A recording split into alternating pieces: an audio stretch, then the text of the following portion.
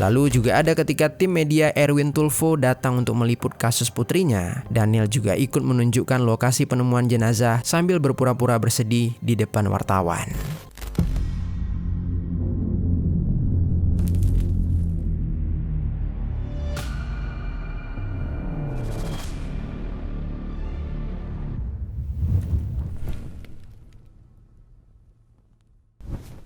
Halo pendengar kisah, selamat datang kembali di channel ini, tempat di mana kami akan membahas kisah-kisah kriminal nyata yang terjadi di seluruh dunia. Kami doakan semoga kalian semua dalam keadaan sehat walafiat dan dijauhkan dari mara bahaya.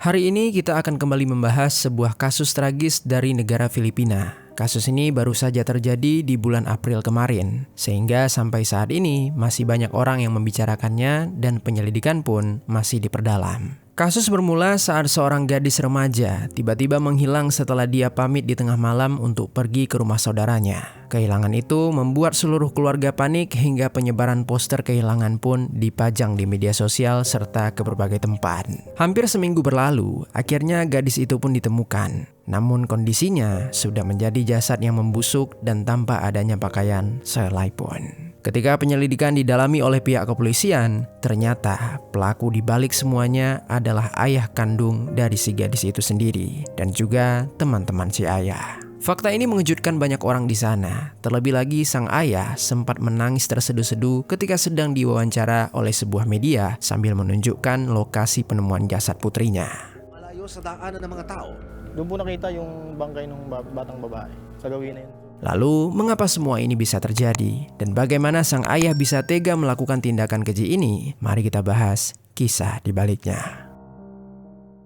Di sebuah kota madya kelas 2 yang bernama Bustos yang terletak di Provinsi Bulacan, Filipina, tinggallah seorang remaja bernama Meryl Panis Galano atau yang biasa dipanggil dengan nama Meryl. Meryl lahir pada tanggal 20 Agustus 2009, sehingga saat kisah ini berlangsung, dia sudah berusia 16 tahun. Di daerah Bustos tersebut, Meryl tinggal bersama keluarganya. Dia merupakan anak pertama dari 4 bersaudara. Ibunya bernama Mary Ann Panis, merupakan ibu rumah tangga yang terkadang bekerja serabutan. Sementara ayahnya bernama Daniel Galano yang bekerja sebagai supir truk. Meski memiliki keterbatasan dalam keuangan, orang tuanya selalu berusaha untuk bisa menyekolahkan Meryl serta saudara-saudaranya. Jeripayah orang tuanya tidak ingin disia-siakan oleh Meryl. Dia terus semangat dalam belajar karena dia percaya dengan menuntut ilmu secara benar-benar pasti bisa mengubah nasib keluarga nantinya.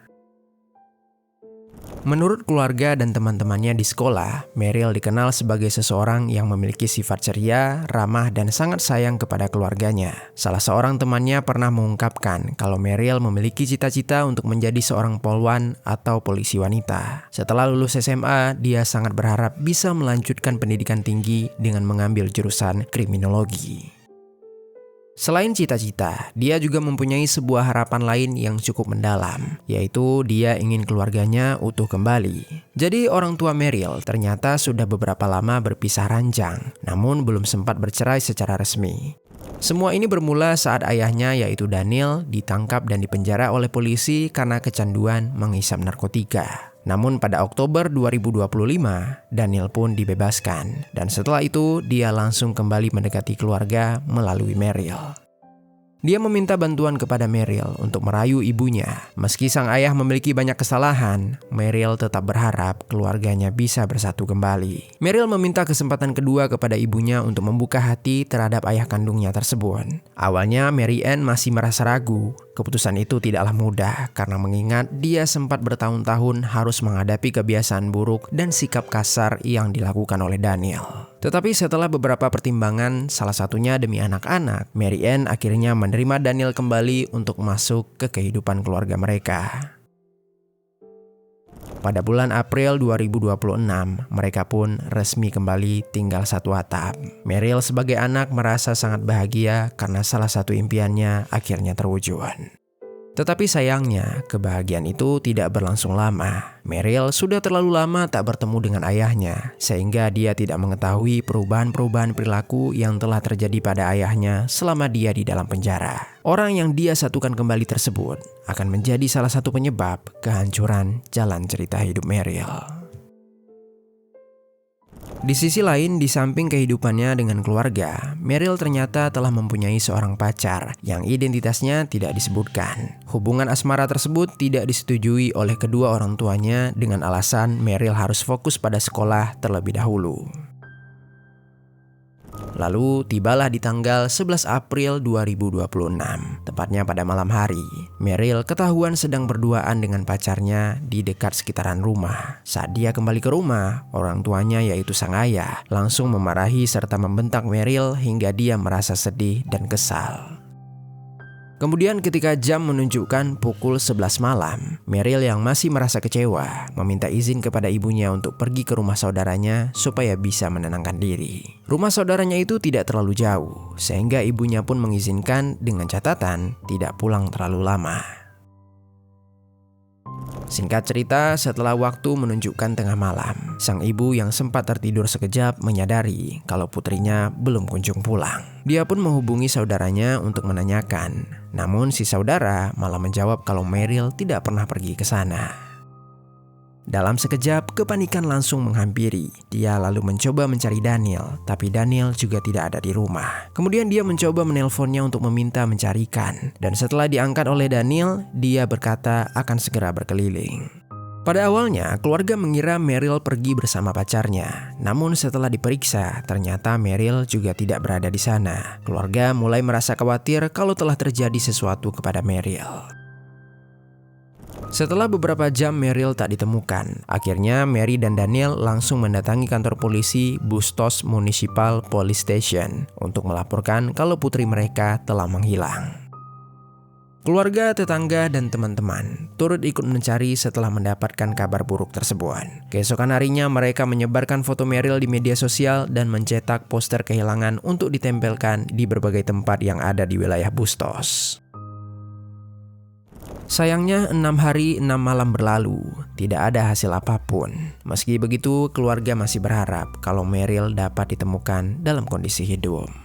Semakin lama waktu berlalu, situasinya semakin mengkhawatirkan. 7 hari setelah Meryl menghilang, tepatnya di tanggal 18 April 2026, keluarga beserta dengan tim kepolisian memutuskan untuk mencari ke tempat-tempat yang jarang didatangi oleh orang-orang, seperti area semak belukar dan lokasi sunyi. Pencarian dilakukan dengan hati-hati. Di sebuah area penuh ilalang yang sepi di wilayah Pura Uno, ayah Meryl sendiri mengaku melihat sebuah pemandangan mencurigakan dari kejauhan. Ketika dia mendekat, terkejutlah dia kalau ternyata itu adalah jasad putrinya, yaitu Meryl. Di bawah semak ilalang yang dipenuhi sampah, jasad Meryl ditemukan dalam kondisi yang begitu mengenaskan. Tubuhnya sudah membusuk, tidak mengenakan satu busana pun, dan kulitnya tampak seperti terbakar. Waktu itu Daniel segera meminta bantuan. Polisi dan tim forensik datang ke lokasi untuk mengevakuasi serta mengumpulkan bukti. Kasus yang awalnya dianggap hanya sebagai orang hilang, seketika langsung berubah menjadi kasus pembunuhan.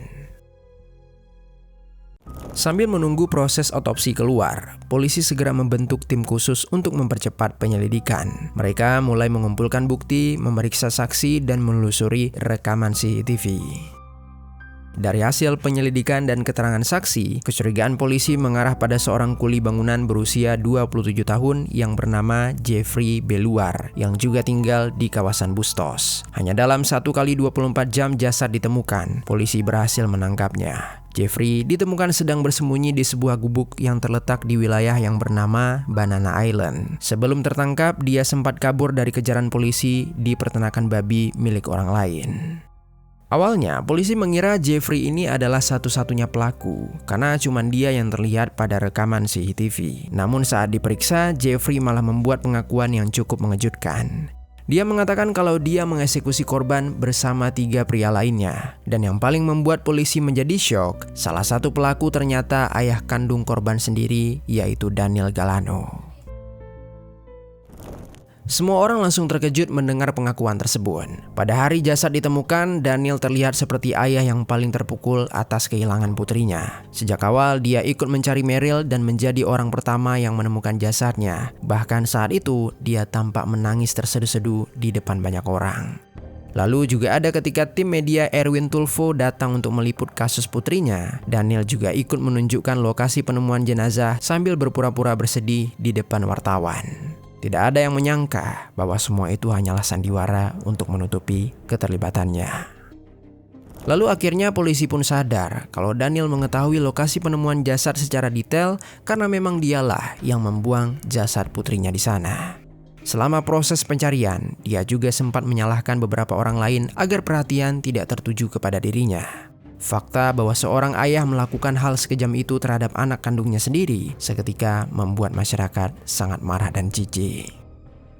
Berlanjut pada tanggal 20 April 2026, polisi akhirnya menangkap 3 pelaku lainnya termasuk Daniel. 2 tersangka lain adalah kakak beradik bernama Ronel dan Joel Laurio yang juga bekerja sebagai kuli bangunan. Mereka semua saling berteman dan tinggal di lingkungan yang sama. Berdasarkan penyelidikan, kejahatan itu ternyata sudah direncanakan sejak hari Meryl menghilang. Menurut ibunya, setelah Meryl berpamitan pergi ke rumah saudaranya, Daniel suaminya juga pamit keluar rumah. Namun ternyata dia di malam itu secara diam-diam sudah mempunyai sebuah rencana dan mengikuti Meryl dengan niat jahat. Menurut pengakuan Jeffrey, orang yang pertama kali ditangkap, di hari kejadian mereka berempat sempat berkumpul pada sore hari untuk menggunakan narkotika. Lalu setelah masing-masing pulang ke rumah, mereka bertemu kembali di malam harinya di sebuah gubuk. Jeffrey mengaku kalau dia adalah orang terakhir yang datang ke tempat gelap dan terpencil itu. Sesampainya dia di sana, Daniel, Roel, dan juga Joel sedang melakukan aksi tak senonoh terhadap Meryl. Kondisi Meryl saat itu sudah sangat memilukan, tubuh dan kepalanya sudah terluka parah, namun Meryl masih bernafas. Jeffrey di samping itu bukannya menolong, dia malah ikut terlibat dalam kejahatan tersebut. Aksi itu berlangsung begitu lama, Meryl terus diserang secara berulang kali. Meryl mungkin sempat berteriak meminta pertolongan, tetapi karena lokasi itu benar-benar terpencil, tidak ada seorang pun warga yang mendengar teriakannya. Dan ketika kesakitan tak kuat lagi dia bendung, Meryl akhirnya tewas meregang nyawa. Setelah menyadari Meryl tak lagi bergerak, para pelaku membawanya ke sebuah semak-semak yang dipenuhi ilalang dan juga sampah. Menurut informasi, jasad korban sempat dicoba untuk dibakar karena ada bekas luka bakar di beberapa bagian tubuhnya, namun sepertinya tindakan itu gagal. Setelah hasil otopsi keluar, pihak forensik menyampaikan kalau Meryl mengalami luka di bagian kepala, banyak goresan di tubuhnya dan ada luka tusuk di beberapa bagian. Luka-luka itu menunjukkan kalau dia sempat berusaha melawan pelaku. Tim forensik juga mengonfirmasi kalau korban telah mengalami tindakan sebelum akhirnya dia dieksekusi. Masyarakat semakin marah ketika muncul suatu dugaan bahwa Daniel adalah otak di balik semua ini. Apalagi dia jugalah yang memukul kepala Meryl pertama kali sebelum kekerasan yang lebih parah terjadi. Beberapa spekulasi muncul. Tindakan yang dilakukan Daniel disebabkan karena pengaruh narkotika serta emosi saat mengetahui putrinya berpacaran di dekat rumah mereka. Namun hal ini sampai sekarang masih dalam penyelidikan. Di tengah semua itu, Mary Ann sebagai ibu tak kuasa menahan kesedihan yang cukup mendalam. Dia bercerita kalau sebenarnya dia telah berpisah dengan suaminya. Namun setelah si suami bebas dari penjara, anak-anaknya terutama Meryl sangat menginginkan keluarga yang lengkap seperti teman-temannya yang lain. Tetapi tidak ada yang menyangka kalau mereka baru saja mengundang seorang predator hingga membuat kehidupan mereka hancur berkeping-keping. Sekarang ini keempat tersangka sudah ditahan dan menghadapi hukuman yang cukup berat. Jika nantinya mereka terbukti bersalah di pengadilan, mereka bisa saja dipenjara seumur hidup. Namun bagi masyarakat, hukuman itu masih terasa belum cukup dibandingkan dengan kekejaman yang mereka lakukan terhadap Meryl. Setelah proses otopsi dilakukan, jasad Meryl segera dimasukkan ke dalam peti untuk disemayamkan serta dimakamkan. Di atas peti jenazahnya, keluarga meletakkan seekor anak ayam sebagai simbol permintaan keadilan dan harapan agar pelaku dihantui rasa bersalah. Lalu di tanggal 23 April 2026, keluarga, teman-teman, dan warga yang berbelasungkawa mengantarkan jenazah Meryl ke tempat peristirahatan terakhirnya bersama-sama. Doa-doa tulus dipanjatkan sepanjang langkah mereka menuju ke liang kubur. Hal ini untuk mengenang hidup Meryl dan mimpi-mimpinya yang tidak sempat terwujud. Bagi masyarakat di sana, kasus ini bukan sekedar kejahatan biasa. Peristiwa tersebut meninggalkan luka serta rasa takut di tengah masyarakat Bustos. Warga Bustos memiliki satu tuntutan yang sama, yaitu keadilan untuk Meryl. Mereka juga meminta kepada pihak berwenang untuk melakukan peningkatan keamanan seperti pemasangan lampu jalan, CCTV, dan patroli rutin, terkhusus ke tempat-tempat yang rawan bisa terjadi aksi kriminal. Kisah Meryl menjadi pengingat menyakitkan kalau terkadang suatu bahaya bisa datang dari dalam rumah kita sendiri. Setiap anak dan remaja berhak hidup di lingkungan yang aman. Dan untuk kasus ini tangisan saja tidak cukup. Dibutuhkan penyelidikan yang jelas, pertanggungjawaban, dan keadilan agar semua pihak yang terlibat dapat dihukum sesuai perbuatannya. Hingga kini seruan untuk keadilan bagi Meryl masih terus terdengar dan diharapkan tidak akan hilang ditelan waktu. Sekian kisah hari ini, mudah-mudahan ada pelajaran baik yang dapat kita ambil.